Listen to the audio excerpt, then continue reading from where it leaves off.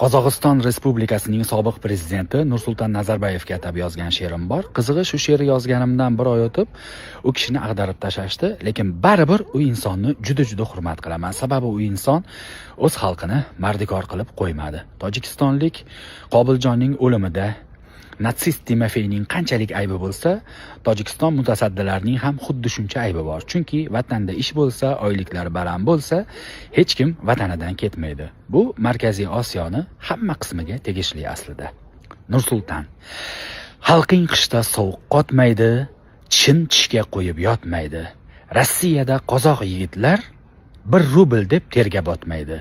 G'uncha kabi qozoq qizlari Dubay yoqda badan sotmaydi.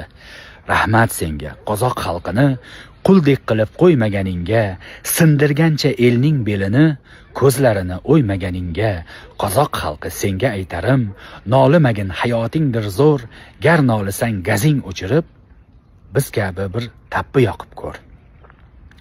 Biror qozoq ketmaydi chetga, sog'intirib o'z onasin, yoki borib ishlamaydi hech, tozalab Rusning hojatxonasin. Islom ketdi xalqining boshiga, kullar solib bamisol it, xalq ham cho'kdi ko'zin yoshiga, endi faqat yangidan umid.